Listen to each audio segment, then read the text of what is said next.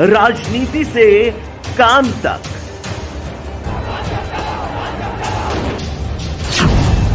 अपराध से अंजाम तक, खेत से खलिहान तक,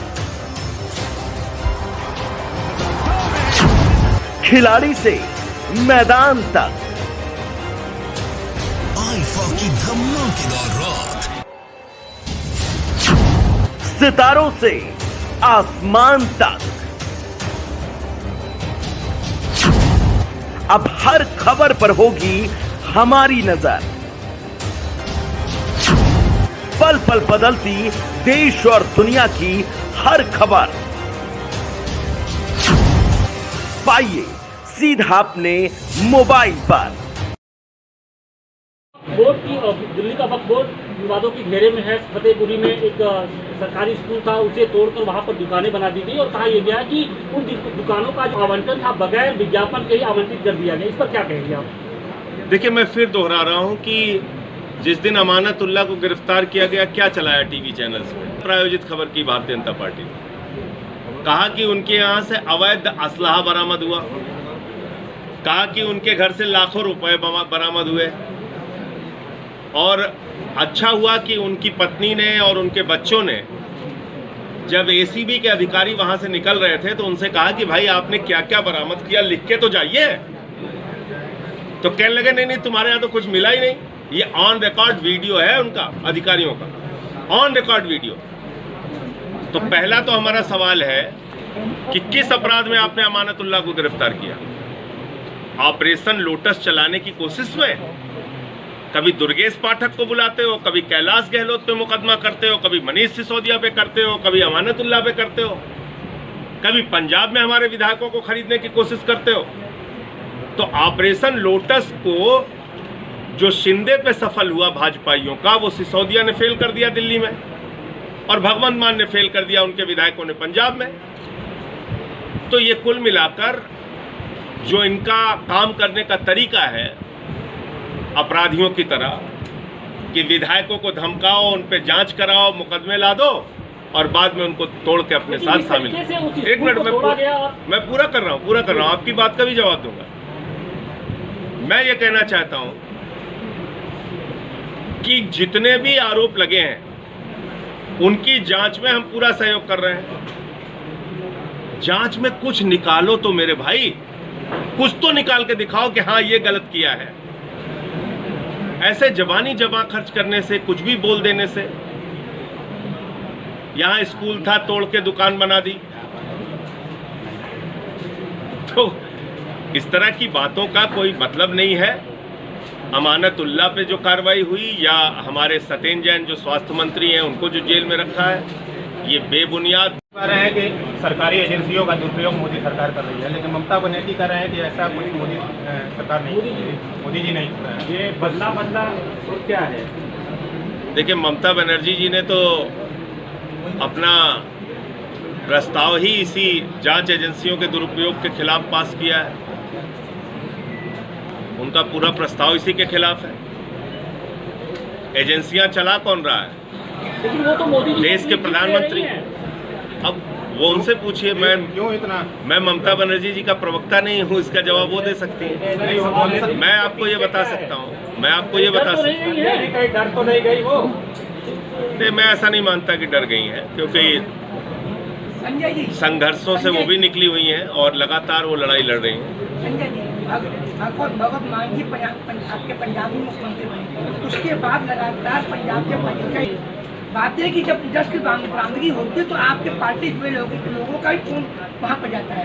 ये आपको जानकारी होगी, मुझे नहीं। गुजरात में अगर हमारी पार्टी के लोगों का फोन जा रहा होता तो ड्रग्स की बरामदगी कैसे होती? सर, गुजरात में आप बताइए, वहाँ पे हमारे डीजीपी गौरव यादव जी और उनकी पूरी पुलिस की टीम ड्रग्स की बरामदगी कर रही है। करोड़ों करोड़ों के ड्रग्स पकड़े जा रहे हैं। तो ड्रग्स के खिलाफ हमारी सरकार काम कर रही है, ये इस बात का सबूत है। जब भगवंत मान जी को जर्मनी शराब पीने के जुर्म में जर्मनी फ्लाइट से निकालने की बातें सामने आ रही है, ये कहाँ से पता चला? आरोप लग रहा है। एयरलाइंस देखा आपने? लुफ्तांजा एयरलाइंस का ट्वीट देखा, उसका क्लैरिफिकेशन देखा। तमाम पार्टियां इसको लेकर रिट्वीट और ट्वीट भी कर रही हैं। कैसे आप मुझे बताइए ना, अब मैं कहूं कि आपके टीवी चैनल पे 50 लोग दारू पी के पड़े थे, जो टीवी चैनल के प्रमुख होंगे वही आके बताएंगे नहीं भाई ये बात सारी झूठी है। सफर किया, लुफ्तांजा एयरलाइंस ने अपने ट्वीट करके स्पष्टीकरण दिया कि भाई हमारी फ्लाइट के डिले होने का कोई कारण भगवंत मान जी से लेना देना नहीं है। उसके डिले का उन्होंने कारण स्पष्ट किया। कहिए तो मैं पढ़ के सुना। तबीयत किसी की भी खराब हो सकती है, उसमें तो ना आपका बस है ना मेरा बस। जो आरोप लगा रहा है उसके लिए क्या करना है? गुजरात से एक सवाल नहीं, मैं कह रहा हूँ आरोप बिना सिर पैर के कुछ भी आप बोलते जाइए। आरोप लगाने वाले लोगों को हाथ जोड़कर माफी मांगनी चाहिए कम से कम। जब लुफ्तांसा एयरलाइंस ने अपनी स्थिति स्पष्ट कर दी, चलो राजनीति कर रहे हो, आरोप लगा दिया, झूठे ही सही लगा दिया, जो कुछ भी मन में आया लगा दिया। अब कम से कम माफी मांग लेनी चाहिए, सबको माफी मांगनी चाहिए जिसने झूठे आरोप लगाए, क्योंकि जिस एयरलाइन से सफर की बात आई उसने खुद क्लियर कर दिया कि ये बात सरासर झूठी है, बेबुनियाद है। आप जेपी नड्डा के दौरे से पहले बीजेपी ने कहा है कि उनकी लड़ाई कांग्रेस से है, आपके जमीन पर है कि नहीं, तो आप कैसे दावा कर रहे हैं कि गुजरात जीत है? देखिए, ये वहाँ की जनता से जाके पूछिए। अंग्रेज आए हैं, उसमें बराबर ये दिखाया जा रहा है, और हम तो खुद मान रहे हैं कि आम आदमी पार्टी आज की तारीख में दूसरे नंबर की पार्टी है, और जो तेजी से हमारा सफर बढ़ रहा है, हम 1 नंबर की ओर बढ़ रहे हैं। इसलिए भारतीय जनता पार्टी बौखला के सब कर रही है। जेपी नड्डा जी अपनी पार्टी चला रहे हैं, कांग्रेस पार्टी उनकी सहयोगी पार्टी है, हर राज्य में उनके विधायक तोड़ के उनके साथ जाते हैं। तो हमसे क्यों अपनी लड़ाई मानेंगे? वो कांग्रेस वालों से ही मानेंगे। कांग्रेस को वोट देने का मतलब है भाजपा को वोट देना। कांग्रेस को जहां जहां वोट जाता है, 156 के करीब विधायक टूट के जा चुके हैं कांग्रेस। राहुल गांधी की भारत जोड़ो यात्रा कैसे देखते हैं? वो कांग्रेस छोड़ो को रोकने के लिए भारत जोड़ो है। एक तरफ कांग्रेस छोड़ो चल रहा है, दूसरी तरफ भारत जोड़ो चल रहा है।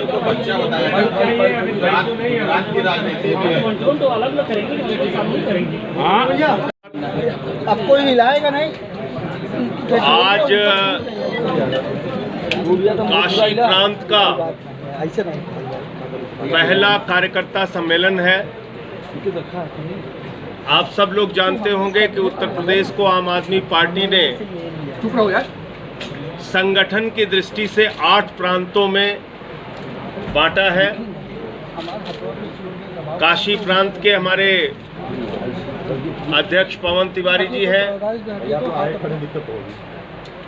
यहाँ पर हमारे दिल्ली के विधायक चौधरी सुरेंद्र जी हैं।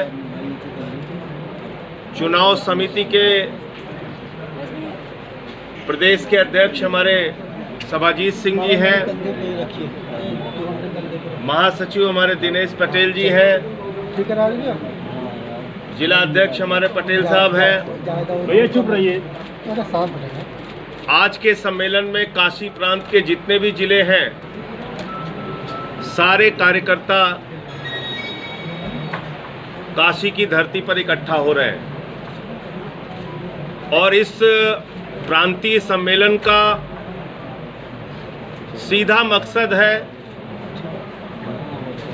नवंबर दिसंबर में होने वाले नगर निकाय के चुनाव में आम आदमी पार्टी मजबूत संगठन का निर्माण करके जमीनी स्तर पे तमाम मुद्दों की लड़ाई लड़के, खास तौर से नगरीय क्षेत्र में जो दुर्दशा है उसका मुद्दा उठाकर, जो भ्रष्टाचार है नगर निगमों में, नगर पालिकाओं में, नगर पंचायतों में, उसका मुद्दा उठाकर आने वाले नगर निकाय चुनाव को मजबूती से लड़ना और जीतना, ये आज के प्रांतीय सम्मेलन का मकसद है। इसके साथ साथ देश की क्या परिस्थितियां हैं उसके बारे में चर्चा होगी।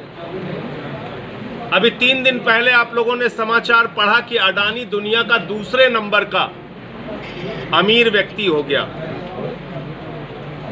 अडानी कौन है आप सब लोग जानते हैं?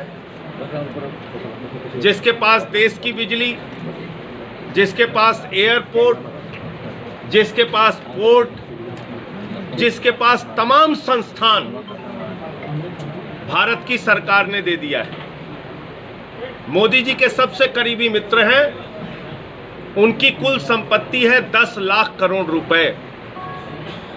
2014 में उनकी संपत्ति थी 39,000 करोड़, 2018 में थी 57,000 करोड़, 2020 में हुई 2.5 लाख करोड़, और कोरोना की महामारी में जब पूरा हिंदुस्तान कराह रहा था उस दौरान उनकी संपत्ति बढ़ के 2.5 लाख करोड़ से 10 लाख करोड़ हो गई, और आज वो दुनिया के दूसरे नंबर के अमीर व्यक्ति हो गए। लेकिन उसके साथ साथ दूसरी खबर है जो देश के लोगों को पीड़ा देती है।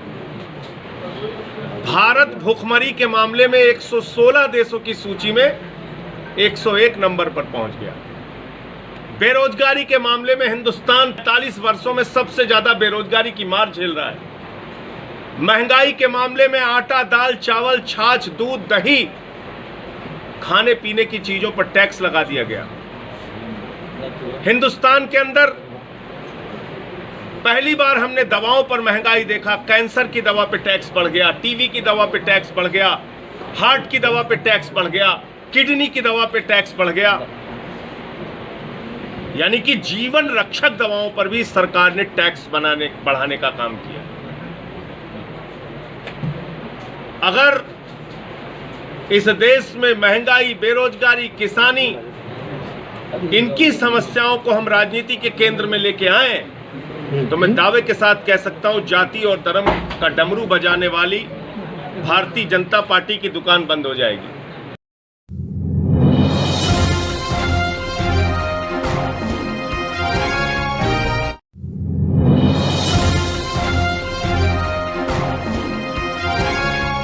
उस पर बीडीपीओ ने कहा, एसडीएम महोदय ने कहा कि हम सख्ती से बात करें। आगे यूनियन का क्या फैसला रहेगा? यूनियन का फैसला ये है कि अगर मनरेगा मजदूरों के हकों का ऐसे ही हनन होता रहा तो हम दोबारा से फिर आएंगे।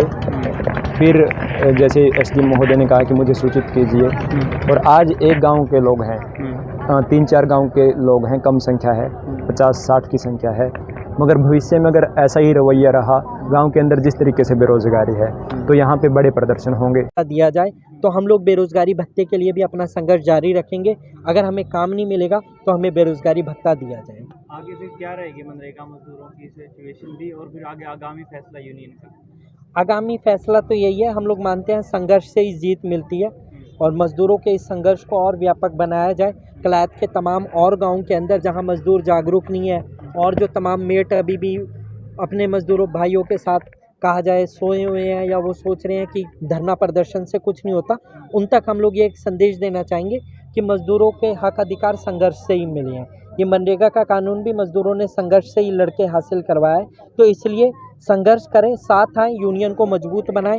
तमाम और मेट मजदूरों से, गांव के और जो मेहनतकश लोग हैं, उनसे ये अपील करेंगे कि मनरेगा मजदूर यूनियन को मजबूत करेंगे, तभी उनके हक अधिकार सुरक्षित रह सकते हैं, तभी ये मनरेगा की योजना जो आज इतनी धरातल पे है इसको हम लोग बचा सकते हैं। वरना सरकार की जो योजना है वो योजना है को ख़त्म करने की है। इस योजना को बचाने के लिए मनरेगा मजदूरों को, मेटों को एकजुट होकर अपनी लड़ाई को संघर्ष करना पड़ेगा, लड़ना पड़ेगा, सड़कों पे आना पड़ेगा। क्या नाम है? कविता है जी। कौन सा गांव है? चौशाला जी। क्या समस्या थी? समस्या सर एक तो काम को लेकर थी, काम आए बहुत दिन हो गए हैं, एक बेरोजगारी भत्ता नहीं मिल रहा। अच्छा, कितने दिनों से नहीं मिल रहा? क्या काम तो पूरा 1 साल हो गया है।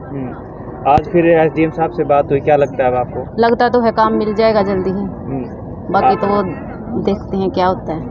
हाँ सर, देखिए आश्वासन तो सही मिला है, देखना ये है कि भविष्य में उसका इम्प्लीमेंट कितना होता है।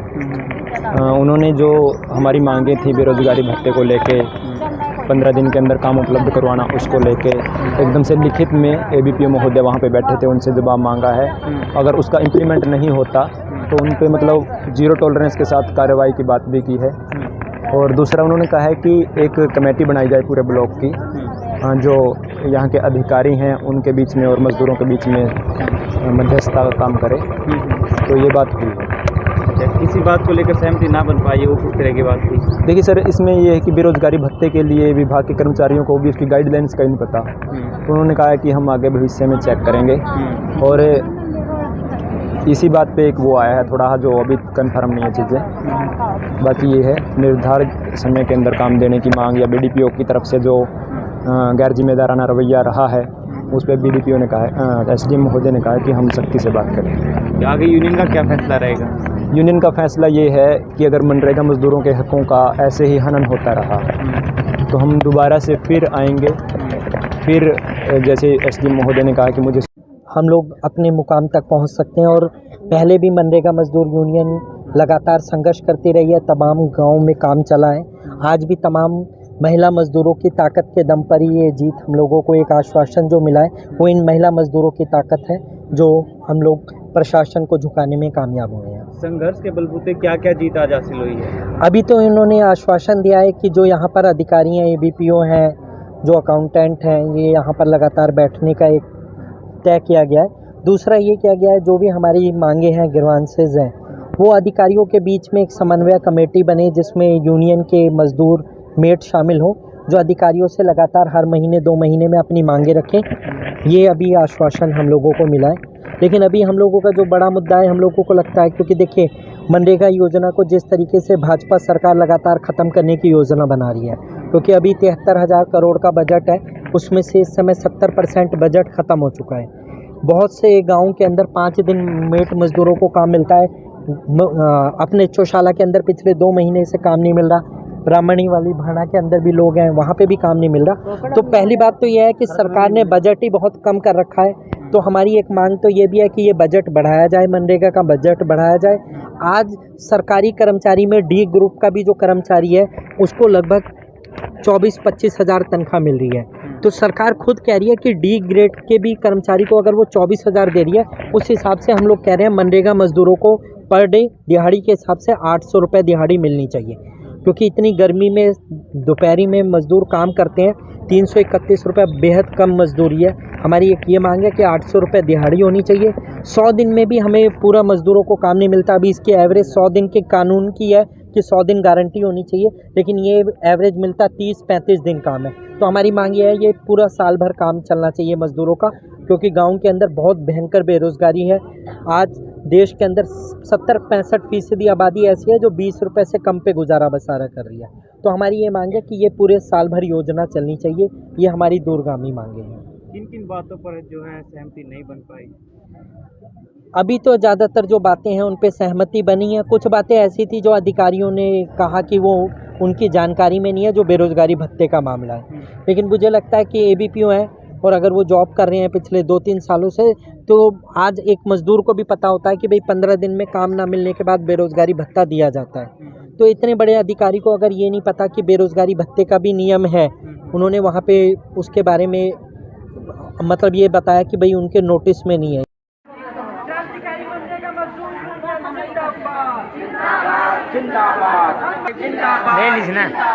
भ्रष्टाचार बंद करो, बंद करो, बंद करो। BDPO कार्यालय का भ्रष्टाचार बंद करो, बंद करो, बंद करो।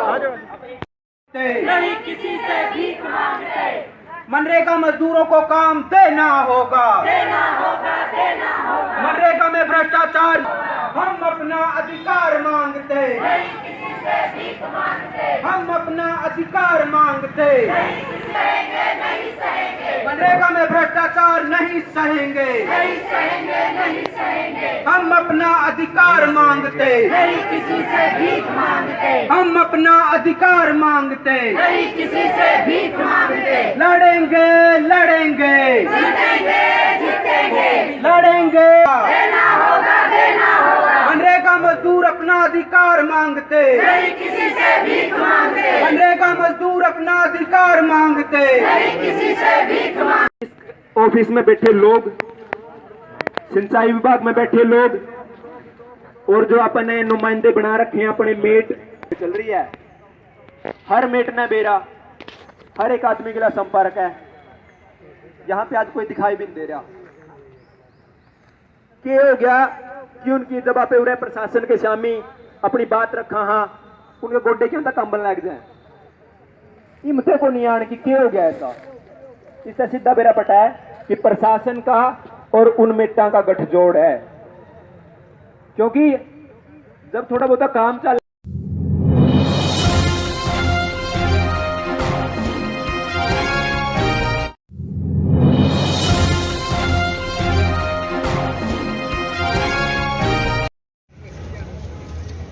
हाँ जी ਪੁੱਛੋ ਵਿਨੋਦ ਨੂੰ, ਪੁੱਛੋ ਕੱਲ ਲੱਗੀ ਹੈ, ਪੁੱਛੋ ਜੀ ਉਹਨੂੰ। ਹੋ ਗਿਆ ਤਾਂ ਫਿਰ ਉਹ ਪੱਕੀ ਹੈ ਸਰ। ਹਾਂਜੀ ਇੱਕ 700 ਉਹ ਬਸ ਕਰ ਮੈਮਰੀ ਫੁੱਲ ਹੋ ਜਾਣੀ ਆ। ਉਹ ਨਾ ਹੁੰਦਾ ਹੀ ਮੈਮਰੀ।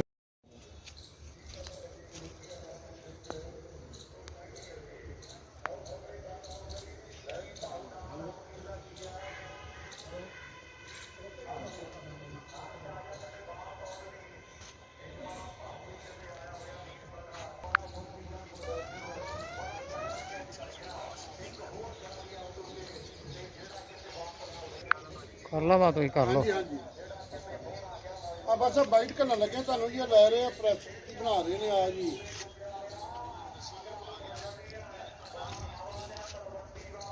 ਸੰਦੀਪ ਜੀ, ਸੰਦੀਪ ਰੂਟਲ ਡੀਐਸਪੀ।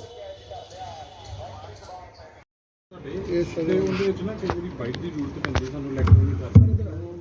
3-4 ਵਜੇ ਪ੍ਰੈਸ ਨੋਟ ਆਉਂਦੇ ਆ, ਅਸੀਂ ਬਾਈਟ ਕਰਨੀ ਹੋਵੇ ਤਾਂ ਜਿਹੜਾ ਕੋਈ ਚੰਗਾ ਕੇਸ ਹੋਵੇ ਉੱਥੇ ਮਤਲਬ ਬਾਕੀ ਤਾਂ ਰੂਟੀਨ 'ਚ ਸਾਡੀ ਰਿਕਵਰੀਆਂ ਤਾਂ ਹਾਲਾਂਕਿ ਡਰੱਗ ਦੀ 200-250 ਗ੍ਰਾਮ ਤਾਂ ਅਸੀਂ ਡੇਲੀ ਆਲਮੋਸਟ ਹੋ ਹੀ ਜਾਂਦਾ ਹੈਗਾ। ਆਲਟਰਨੇਟ ਤਾਂ ਹੋ ਜਾਂਦਾ 400-450 ਗ੍ਰਾਮ ਜਿਹੜੀ ਅੱਧਾ ਕਿਲੋ ਦੇ ਨੇੜੇ ਉਹਦੇ ਬਾਈਟ ਚਾਹੀਦੀ।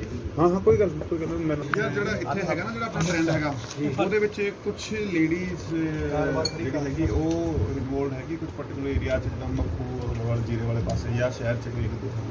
ਅਦਰਵਾਈਜ਼ ਉਹ ਗਰਲਸ ਦਾ ਮਤਲਬ ਗਰਲਸ ਲੈਵਲ ਦਾ ਇਨਵੋਲਵਮੈਂਟ ਇਸ ਤਰੀਕੇ ਦਾ ਕੋਈ ਜ਼ਿਆਦਾ ਨਹੀਂ ਹੈ। ਸ਼ਾਮ ਨੂੰ ਦੇਖਣ ਨੂੰ ਮਿਲਿਆ ਠੀਕ ਹੈ ਜੀ। ਆ ਕੀ ਲਿਆ ਲੜਕੀਆਂ ਨੂੰ ਜਿਹੜੀਆਂ ਬਾਹਰੋਂ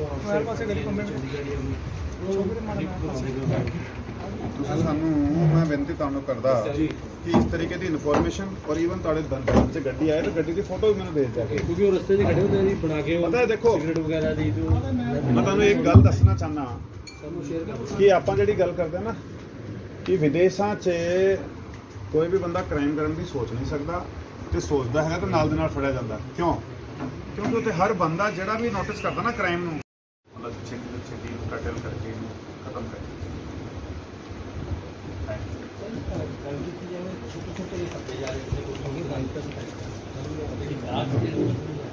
ਬਿਲਕੁਲ ਠੀਕ, ਬਹੁਤ ਵਧੀਆ ਤੁਸੀਂ ਗੱਲ ਕੀਤੀ ਹੈ।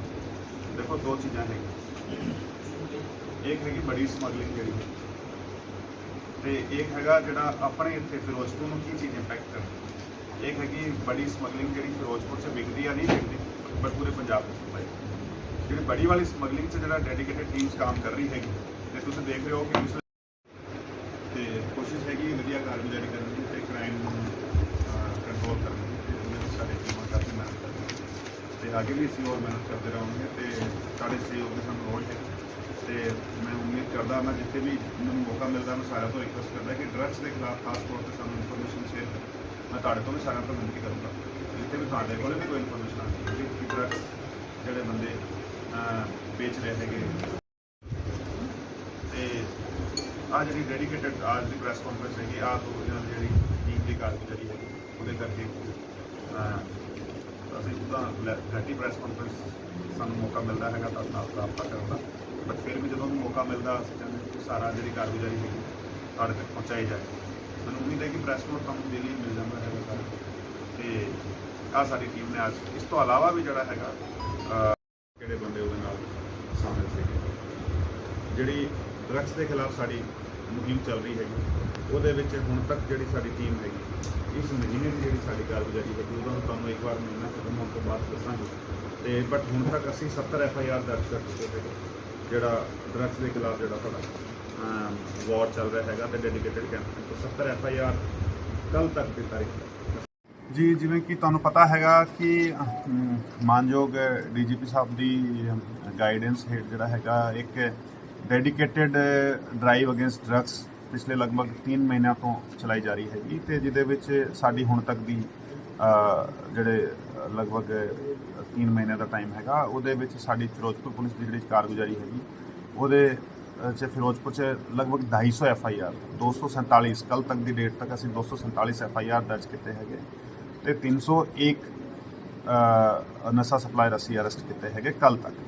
ਅੱਜ ਵੀ ਅਸੀਂ ਕੁਝ ਬੰਦੇ ਫੜੇ ਹੈਗੇ, ਤੇ ਸਾਡੀ ਬੜੀ ਇੰਟੈਂਸੀਫਾਈਡ ਡਰਾਈਵ ਚੱਲ ਰਹੀ ਹੈਗੀ, ਤੇ ਜਦੋਂ ਤੱਕ ਆ ਨਸ਼ਾ ਖਤਮ ਨਹੀਂ ਹੁੰਦਾ ਸਾਡੀ ਡਰਾਈਵ ਰੁਕਣ ਵਾਲੀ ਨਹੀਂ ਹੈਗੀ। ਤੇ ਅਸੀਂ ਕਮਿਟਡ ਹਾਂ ਫਿਰੋਜ਼ਪੁਰ ਨੂੰ ਡਰੱਗ ਫ੍ਰੀ ਕਰਨ ਵਾਸਤੇ ਤੇ ਇੱਥੇ ਜਿਹੜੇ ਵੀ ਲੋਕ ਨਸ਼ੇ ਤੋਂ ਤੰਗ ਹੈਗੇ ਪਰੇਸ਼ਾਨ ਹੈਗੇ ਤੇ ਜਿਹੜੇ ਕੇਵਲ ਐਡਿਕਟ ਹੈਗੇ ਨਸ਼ਾ ਸਪਲਾਈ ਦੇ ਚੇਨ 'ਚ ਇਨਵੋਲਵਡ ਨਹੀਂ ਹੈਗੇ ਉਹ ਸਾਡੇ ਰਾਹੀਂ ਵੀ ਤੁਹਾਡੇ ਰਾਹੀਂ ਵੀ ਸਿੱਧਾ ਵੀ ਜਾ ਕੇ ਡਰੱਗ ਡੀ ਐਡਿਕਸ਼ਨ ਸੈਂਟਰ ਤੇ ਆਪਣੇ ਆਪ ਨੂੰ ਰਜਿਸਟਰ ਕਰਾ ਕੇ ਤੇ ਸਰਕਾਰੀ ਨਸ਼ਾ ਮੁਕਤੀ ਕੇਂਦਰ ਤੇ ਆਪਣੇ ਆਪ ਨੂੰ ਭਰਤੀ ਕਰਕੇ ਤੇ ਉੱਥੋਂ ਦਵਾਈਆਂ ਲੈ ਸਕਦੇ ਹਨ ਸੋ ਦੈਟ ਕਿ ਉਹ ਆ ਜਿਹੜਾ ਡਰੱਗ ਸਮਗਲਿੰਗ ਰੈਕਟ ਹੈਗਾ ਉਹਦਾ ਪਾਰਟ ਨਾ ਬਣਨ ਤੇ ਇੱਥੇ ਠੱਲ ਪਾਈ ਜਾ ਸਕੇ ਤੇ ਜਿਹੜੇ ਸਪਲਾਇਰ ਹੈਗੇ ਉਹਨਾਂ ਨੂੰ ਅਸੀਂ ਫੜ ਰਹੇ ਹਾਂ ਚਾਹੇ ਉਹ ਛੋਟੇ ਹੋ ਮੀਡੀਅਮ ਚੇਨ ਦੇ ਹੋਣ ਚਾਹੇ ਉੱਪਰ ਵਾਲੇ ਹੋਣ ਸਰ ਜੀ ਗੱਲ ਕੀਤੀ ਕੱਲ ਕਿੰਨੇ ਤੁਸੀਂ ਪਕੜੇ ਹੈ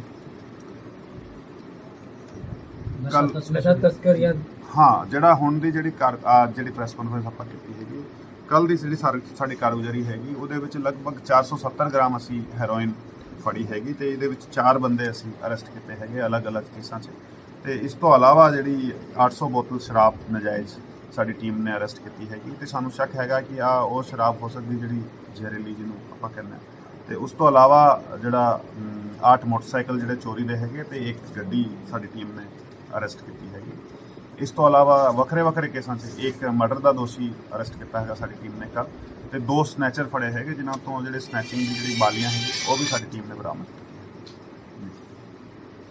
ਸਰ ਬਾਰਡਰ ਏਰੀਆ ਨੂੰ ਲੈ ਕੇ ਕੋਈ ਅਲੱਗ ਤੋਂ ਸਰਚ ਆਪਰੇਸ਼ਨ ਜਾਂ ਕੋਈ ਨਵਾਂ ਟਾਸਕ ਜੀ ਜਿਵੇਂ ਤੁਹਾਨੂੰ ਮੈਂ ਪਹਿਲਾਂ ਵੀ ਦੱਸਿਆ ਹੈਗਾ ਕਿ ਬਾਰਡਰ ਏਰੀਆ ਨੂੰ ਲੈ ਕੇ ਸਾਡੇ ਸਰਚ ਆਪਰੇਸ਼ਨਸ BSF ਦੇ ਨਾਲ ਚੱਲਦੇ ਰਹਿੰਦੇ ਹੈਗੇ ਤੇ ਡੈਡੀਕੇਟਿਡ ਸਿਕਿਉਰਿਟੀ ਡਰਾਈਵਸ ਸਾਡੇ ਚੱਲਦੀ ਰਹਿੰਦੀਆਂ ਹੈਗਾ ਤੇ ਅਸੀਂ ਰੀਸਟਰਕਚਰ ਕੀਤਾ ਹੈਗਾ ਬਾਰਡਰ ਏਰੀਆ ਦੀ ਸਿਕਿਉਰਿਟੀ ਨੂੰ ਤੇ ਰੀਸਟਰਕਚਰ ਕਰਕੇ ਜਿਹੜਾ ਡਰੋਨ ਦਾ ਮੂਵਮੈਂਟ ਹੁੰਦਾ ਉਹਦੇ ਹਿਸਾਬ ਨਾਲ ਅਸੀਂ ਨਾਕੇ ਮੋਬਾਈਲ ਨਾਕੇ ਪਲੱਸ ਸਟੈਟਿਕ ਨਾਕੇ ਲਾਣੇ ਪਲਾਨ ਕੀਤੇ ਹੈਗੇ ਤੇ ਉਸ ਤੋਂ ਇਲਾਵਾ ਜਿਹੜੇ 5 ਗੱਡੀਆਂ RRPRS ਵਾਲੀ ਜਿਨ੍ਹਾਂ ਦੇ ਉੱਤੇ CCTV ਕੈਮਰਾ ਲੱਗਿਆ ਹੁੰਦਾ ਉਹ ਡੈਡੀਕੇਟਡਲੀ ਜਿਹੜੇ ਆਪਣੇ 5 ਪੁਲਿਸ ਸਟੇਸ਼ਨ ਜਿਹੜੇ ਬਾਰਡਰ ਦੇ ਨਾਲ ਲੱਗਦੇ ਹੈਗੇ ਉੱਥੇ ਅਸੀਂ ਤਾਇਨਾਤ ਕੀਤੀ ਹੈਗੀ ਤੇ ਉਹਨਾਂ ਨੇ ਬੀਟਸ ਡੈਡੀਕੇਟਡ ਉਹਨਾਂ ਨੂੰ ਦੱਸੀ ਹੈ ਜੋ DGP ਸਾਹਿਬ ਦੀ ਗਾਈਡੈਂਸ ਹੇਠ ਜਿਹੜਾ ਹੈਗਾ ਇੱਕ ਡੈਡੀਕੇਟਡ ਡਰਾਈਵ ਅਗੇਂਸਟ ਡਰੱਗਸ ਪਿਛਲੇ ਲਗਭਗ 3 ਮਹੀਨਿਆਂ ਤੋਂ ਚਲਾਈ ਜਾ ਰਹੀ ਹੈਗੀ ਤੇ ਜਿਹਦੇ ਵਿੱਚ ਸਾਡੀ ਹੁਣ ਤੱਕ ਦੀ ਜਿਹੜੇ ਲਗਭਗ 3 ਮਹੀਨੇ ਦਾ ਟਾਈਮ ਹੈਗਾ ਉਹਦੇ ਵਿੱਚ ਸਾਡੀ ਫਿਰੋਜ਼ਪੁਰ ਪੁਲਿਸ ਦੀ ਜਿਹੜੀ ਕਾਰਗੁਜ਼ਾਰੀ ਹੈਗੀ ਉਹਦੇ 'ਚ ਫਿਰੋਜ਼ਪੁਰ 'ਚ ਲਗਭਗ 250 FIR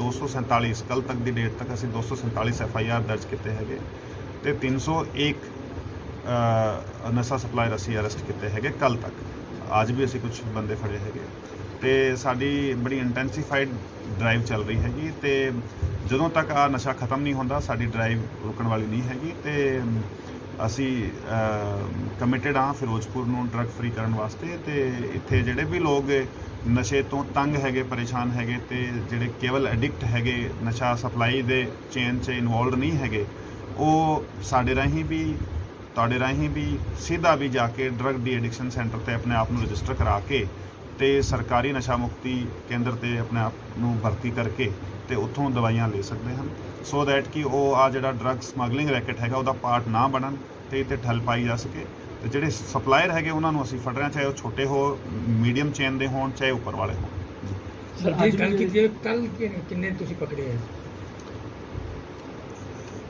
ਨਸ਼ਾ ਤਸਕਰ ਜਾਂ ਹਾਂ ਜਿਹੜਾ ਹੁਣ ਦੀ ਜਿਹੜੀ ਪ੍ਰੈਸ ਕਾਨਫਰੰਸ ਆਪਾਂ ਕੀਤੀ ਹੈਗੀ ਕੱਲ ਦੀ ਜਿਹੜੀ ਸਾਡੀ ਕਾਰਗੁਜ਼ਾਰੀ ਹੈਗੀ ਉਹਦੇ ਵਿੱਚ ਲਗਭਗ 470 ਗ੍ਰਾਮ ਅਸੀਂ ਹੈਰੋਇਨ ਫੜੀ ਹੈਗੀ ਤੇ ਇਹਦੇ ਵਿੱਚ 4 ਬੰਦੇ ਅਸੀਂ ਅਰੈਸਟ ਕੀਤੇ ਹੈਗੇ ਅਲੱਗ-ਅਲੱਗ ਕੇਸਾਂ 'ਚ ਤੇ ਇਸ ਤੋਂ ਇਲਾਵਾ ਜਿਹੜੀ 800 ਬੋਤਲ ਸ਼ਰਾਬ ਨਜਾਇਜ਼ ਸਾਡੀ ਟੀਮ ਨੇ ਅਰੈਸਟ ਕੀਤੀ ਹੈਗੀ ਤੇ ਸਾਨੂੰ ਸ਼ੱਕ ਹੈਗਾ ਕਿ ਆ ਉਹ ਸ਼ਰਾਬ ਹੋ ਸਕਦੀ ਜਿਹੜੀ ਜ਼ਹਿਰੀਲੀ ਜਿਹਨੂੰ ਆਪਾਂ ਕਹਿੰਦੇ ਹਾਂ ਤੇ ਉਸ ਤੋਂ ਇਲਾਵਾ ਜਿਹੜਾ 8 ਮੋਟਰਸਾਈਕਲ ਜਿਹੜੇ ਚੋਰੀ ਦੇ ਹੈਗੇ ਤੇ ਇੱਕ ਗੱਡੀ ਸਾਡੀ ਟੀਮ ਨੇ ਅਰੈਸਟ ਕੀਤੀ ਹੈਗੀ ਇਸ ਤੋਂ ਇਲਾਵਾ ਵੱਖਰੇ ਕੇਸਾਂ 'ਚ ਇੱਕ ਮਰਡਰ ਦਾ ਦੋਸ਼ੀ ਅਰੈਸਟ ਕੀਤਾ ਹੈਗਾ ਸਾਡੀ ਟੀਮ ਨੇ ਕੱਲ੍ਹ ਤੇ 2 ਸਨੈਚਰ ਫੜੇ ਹੈਗੇ ਜਿਨ੍ਹਾਂ ਤੋਂ ਜਿਹੜੇ ਸਨੈਚਿੰਗ ਦੀ ਜਿਹੜੀ ਬਾਲੀਆਂ ਹੈਗੀ ਉਹ ਵੀ ਸਾਡੀ ਟੀਮ ਨੇ ਬਰਾਮਦ ਕੀਤੀ ਹੈਗੀ ਸਰ ਬਾਰਡਰ ਏਰੀਆ ਨੂੰ ਲੈ ਕੇ ਕੋਈ ਅਲੱਗ ਤੋਂ ਸਰਚ ਆਪਰੇਸ਼ਨ ਜਾਂ ਕੋਈ ਨਵਾਂ ਟਾਸਕ ਜੀ ਜਿਵੇਂ ਤੁਹਾਨੂੰ ਮੈਂ ਪਹਿਲਾਂ ਵੀ ਦੱਸਿਆ ਹੈਗਾ ਕਿ ਬਾਰਡਰ ਏਰੀਆ ਨੂੰ ਲੈ ਕੇ ਸਾਡੇ ਸਰਚ ਆਪਰੇਸ਼ਨਸ BSF ਦੇ ਨਾਲ ਚੱਲਦੇ ਰਹਿੰਦੇ ਹੈਗੇ ਤੇ ਡੈਡੀਕੇਟਿਡ ਸਿਕਿਉਰਿਟੀ ਡਰਾਈਵਸ ਸਾਡੀ ਚੱਲਦੀ ਰਹਿੰਦੀਆਂ ਹੈਗਾ ਤੇ ਅਸੀਂ ਰੀਸਟਰਕਚਰ ਕੀਤਾ ਹੈਗਾ ਬਾਰਡਰ ਏਰੀਆ ਦੀ ਸਿਕਿਉਰਿਟੀ ਨੂੰ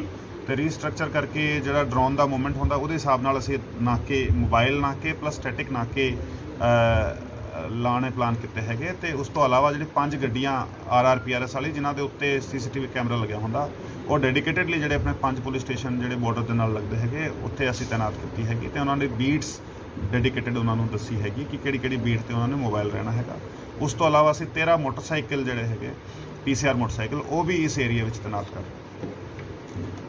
थैंक यू। राजनीति की धार हो या खेल की रफ्तार, गांव की चौपाल हो या शहरों का धमाल, आप तक पहुंचेगी हर एक खबर सबसे